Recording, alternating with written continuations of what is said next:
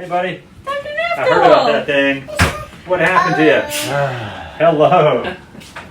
We just, Yeah. Honestly, I don't know.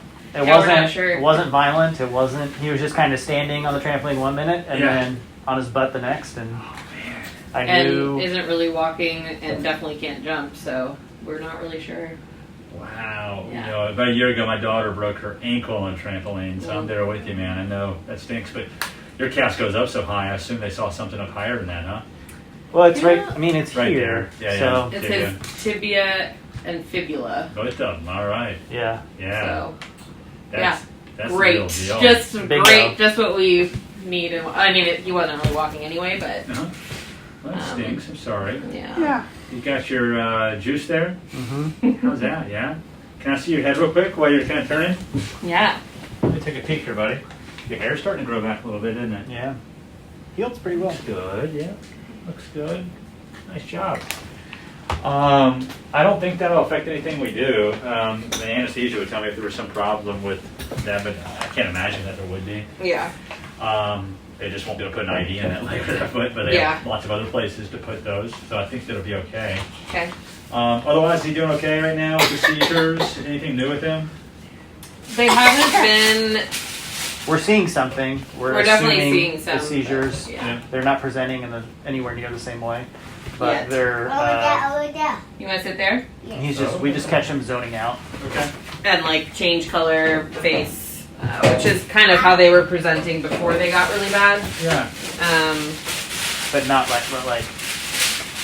Yeah, no body movement. Hey, bud. You wanted to get up there and just play with that paper. Go to town. Let me get logged in here, James. I'm pull up your MRI, okay? Woohoo! Yay! You ready to make a ball? You make a ball and then throw a ball? Who put that cast on? ER here. All right. Oh, I see what you're saying. Right Yeah, here. so that's an expansion. That's why He had the tape is like there. shitty little tape. Like that's not gonna do anything. Is that for the swell Wow, and wow. stuff? Yeah, if it swells, Okay. we have a little. Nice. Nice.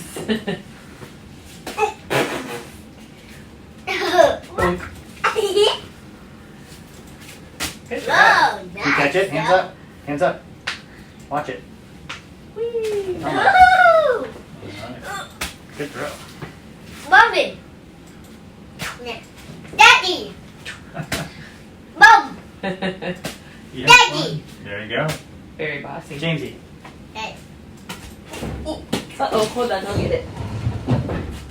Got throw. Oh, okay. Yeah, I'm okay. Thank you. Where's that?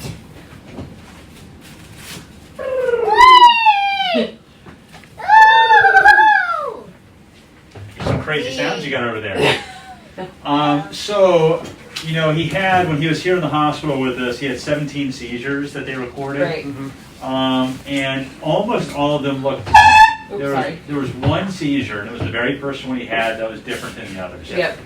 And we see that sometimes when kids have just come out of surgery and meds are either changed or not, what have you.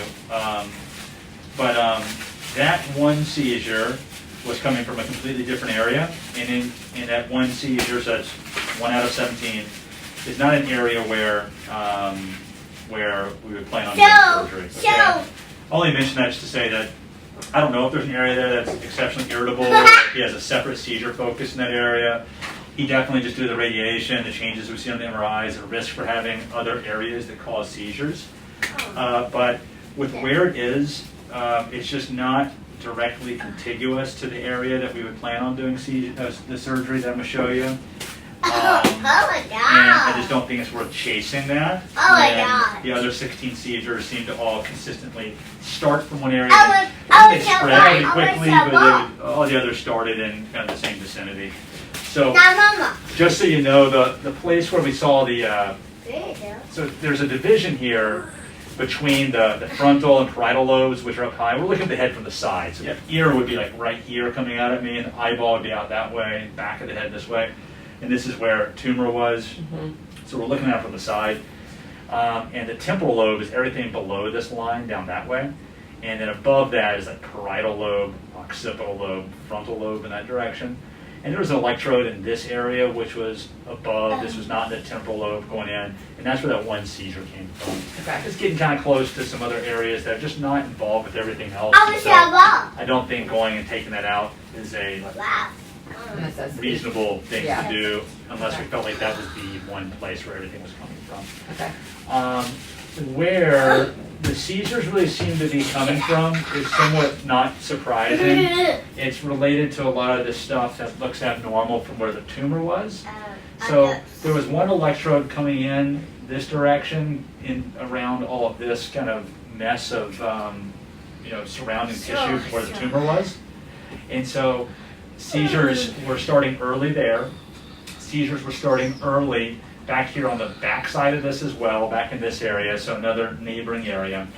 And then seizures were also starting earlier as we get closer to midline. So midline's right here, but still in the temporal lobe in this area here, which is kind of like the residual part of the temporal lobe on the inside, the area where the hippocampus and amygdala are. That, and you and me and we have two of those, and they're involved in some of our memory formation. In him, I really don't think it has any function right now because most of the rest of his temporal lobe isn't present because of the way the tumor was. So I don't think he's been using that for any kind of memory formation with that yet. And he has the other one on the other side that's completely healthy. And so if we look at that in a different view, just so we can, sometimes that's helpful. Yeah. There's a leg. Perfect. Yeah. Just add it to the list. Back to the leg. Here you go, baby. Why don't you scoot? Most people are pretty familiar with looking at the brain from this view here, yes. where the forehead is up here at the top of the screen. There's where the tumor cavity is and was.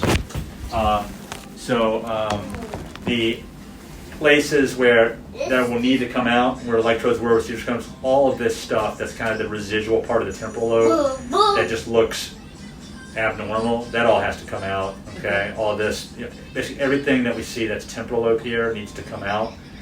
Where I was saying the part that's on the inside of the temporal lobe, it was this stuff right here coming down. Again, it makes sense because that's kind of the inner border of where the tumor was, abnormal tissue. So that needs to come out. Okay. Yeah. And I was pointing at kind of the back side of this area. That was really kind of like this area right here. So we're going to be basically taking out all of the rest of that temporal lobe, and plus kind of coming back to a back margin back behind that. It's less than, I know at some point somebody mentioned hemispherectomy. I don't think that was ever a real reasonable thought process, but like that's the extreme thing that we do in some situations. So not hemispherectomy. There was a time when no one had given me all the information, and I kind of had this idea that it was this whole posterior quadrant that was the issue. And for a little while, I thought they were going to tell me that we needed to take out basically everything back this direction. But it really didn't seem like all this stuff up here in the occipital lobe was involved in the parietal lobe. I mean, it spreads there. Seizure starts and then goes quickly to that area, but it never seemed to start there. And so we all agreed that it really wasn't worth extending this resection into something that's a whole lot bigger than what we would otherwise do. And so instead of all of this coming out like that, it would really be all that stuff that's temporal I was showing you, and then extending back to somewhere around right here, and kind of staying down low, not going all the way to the very back, definitely not coming up into this area here, and trying to get that margin that doesn't leave anywhere that is exceptionally volatile when it comes to where these seizures are coming from. All this tissue we take out, we're going to be sending off to pathology. We always do that with epilepsy surgery, but in his case it will be interesting if they see any tumor cells in there as well. And sometimes they do, sometimes they see all dead tissue, dead cells and stuff like that. But so it's the temporal lobe, and then is the area in the back also temporal lobe, or is that going into a different? There's a junction with the temporal and occipital lobe that is actually, it's kind of weird, but it's somewhat ill-defined in anatomy, but it's somewhere right around this junction, and that's about where we're going to be stopping. It's right around that junction. So it's kind of like an extended temporal lobectomy, I don't think that he's going to have any kind of new neurologic sequela from this. We've talked about it before, we don't think his vision is normal off the left side of his world. If it was normal, that would be certainly the biggest risk that we could see is a change in his visual field. The other thing that just kind of big picture to worry about is that we have been in here a couple times. He has had radiation and he's had lots of treatment of tumor here. This stuff that we're looking at in the pictures looks like, oh, that's just right there. It's going to be easy to go in. But I remember pretty vividly the last time I was in there how scarred everything was and so that could make taking some of that tissue out more challenging than some other times when we go in and it's fairly clean and virgin tissue. I think that could add challenges to the dissection that we need to do during surgery, but we'll do what's safe and work as slow or as fast as we need to in certain parts to get things out the way that we need to. But everyone felt like from the epilepsy conference that this is the area that made sense, that going bigger than this didn't make a lot of sense, even though you can make arguments for seizures spreading quickly to areas where it would be nice to take that area out. I just feel like that's a lot of extra real estate to remove without any guarantees that that's going to have an added benefit for him. So what we're doing isn't necessarily small, but we're not going to take it to the really big like we had originally perhaps talked about or thought. I anticipate that we will be going let me look at the back of your incision here. Right. Can you look at your head? I was going to look right over here on the side. Can you look towards Mom for a minute? Can you look at me? Look over here. Yoo-hoo! All the way over towards Look Mom. over here. James. Yoo-hoo! Look over there, yeah. Yeah, I don't anticipate that. I think I'll be able to reach everything from right. Yeah, I should be able to with where these are. Okay, good. So it should be the same scar, same incision. And we should be having no trouble reaching what we need to from right there. Okay. He's always healed up well in the past. Every time you open up a scar, it's a little bit harder for the body to heal it. It's always harder after radiation to heal. It increases the risk of infection a little bit. What's this apple? But Arpo. Yeah, that's Arpo. Are you showing Dr. Naftel? look at that. Very cool. But that doesn't change anything we need to do. It just states the reality of what we're dealing with. Yeah. Yeah. What questions do you have for me?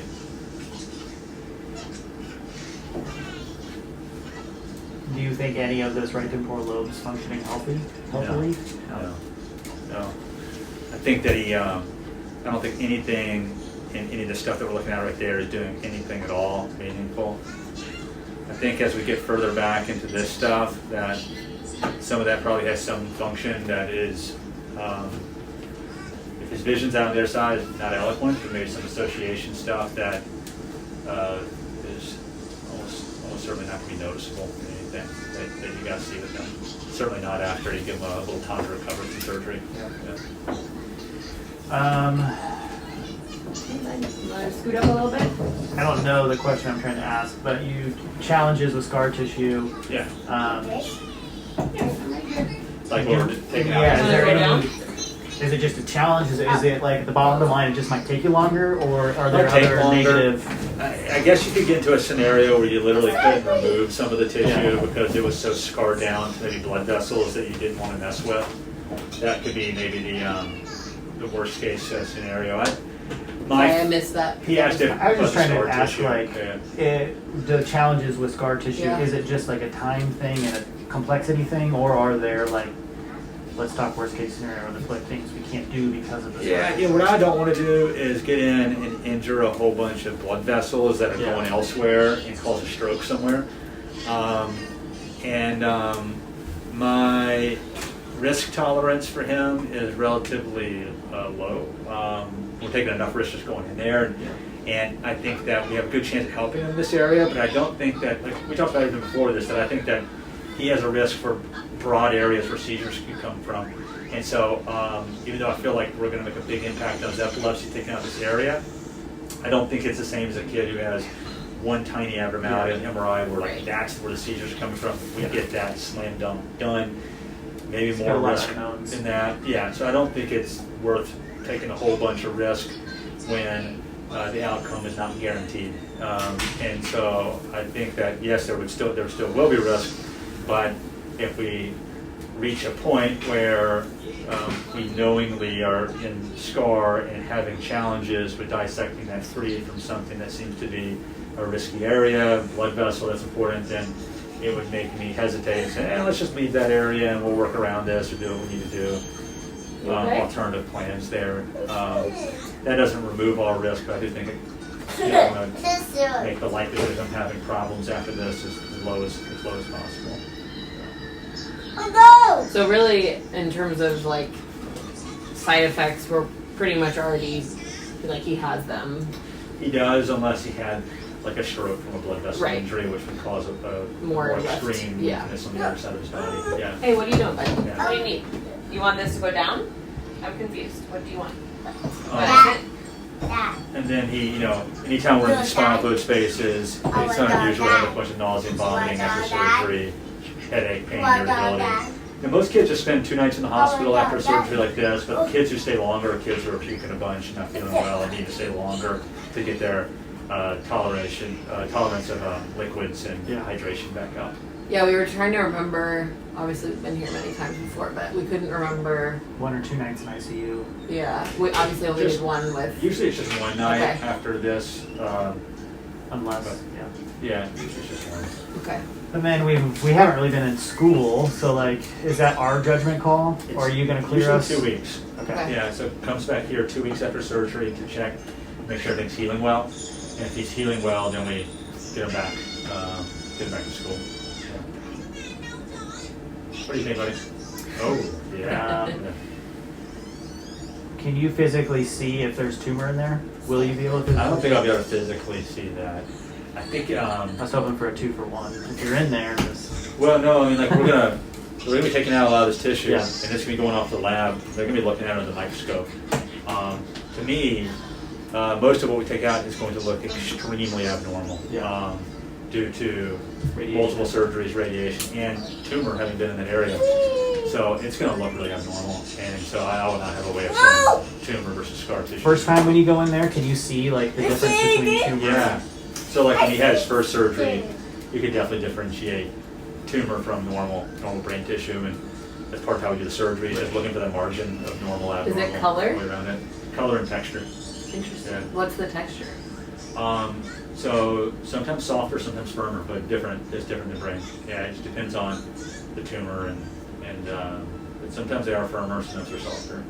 And what? I know this is so weird. We were talking about it earlier because I'm like I don't even know. But what color? What's a normal brain color and what's a normal? So the normal brain has 2 different colors. The superficial part that's called the gray matter is a grayer color. It's like a light gray. And then down deeper, the white matter, by his age, is very white. The first maybe 3 months of life, it still doesn't look real white because that part hasn't developed the myelin yet to make it white. And then tumor is typically a darker gray than gray matter. Not always, universally that way, but typically it's a darker gray.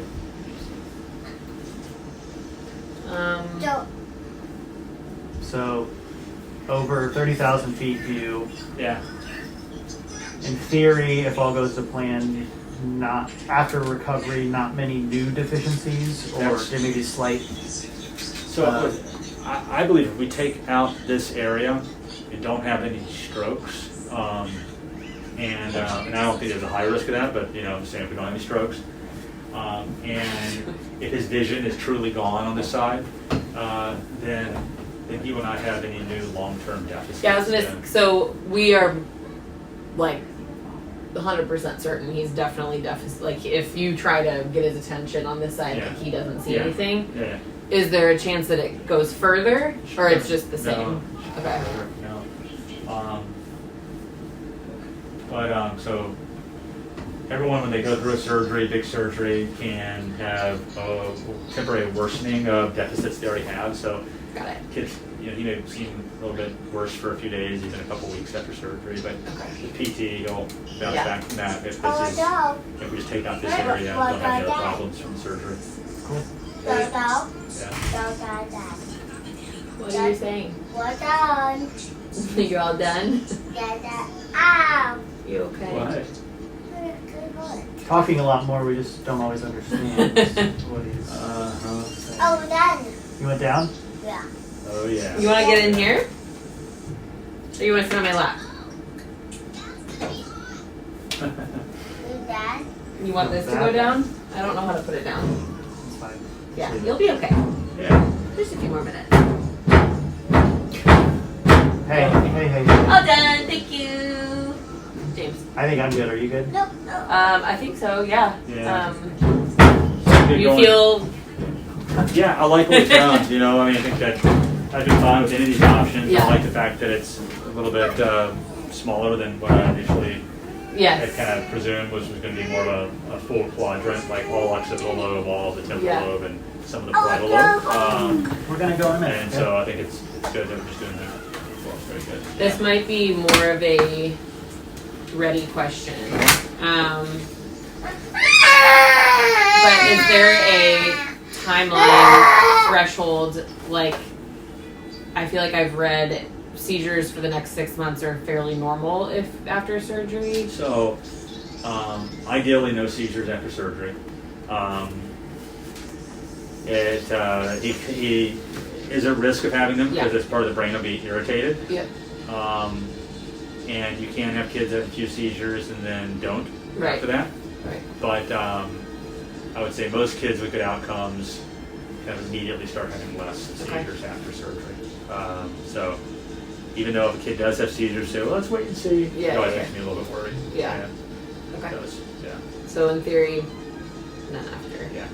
And it sounds so. Even though you said the risk is low, stroke is something for us to be looking out for as a Yeah, potential. I think so. Just because of all the scarring and radiation Yeah. he's had. Yeah. Yeah. But again, I don't plan on pushing the envelope here with him, and we'll do a good, safe operation for him. Get out this abnormal tissue, and get him on the road to recovery, and hope that that's all he needed removed to get rid of these seizures for him. I know you won't probably know till you're in there, but what do you approximate timeline wise? That you're in there. Yeah, I'm hoping like 4 to 5, around 4 hours, Okay. 4.5 hours.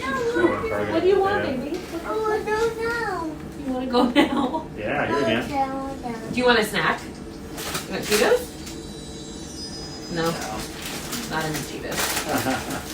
What would you like? You want some granola? Those are yummy. Oh, hello. Okay, so 4 or 5 Yeah, I'm hours. hoping like 4 to 5 hours. But if we get in there, it's not very scarred. It can go pretty quickly. And if we get in there and it's super scarred, then it can make every step of the way kind of a struggle. Totally. And it slows you down a ton. Yeah. Here you go. Look. Yum, yum, yum. Take your time. Yes. Yeah. No rush. Yeah, we don't hurry anything, but kids do better when you get them out of the operating room faster. And so we try to get in and get things done efficiently and get out.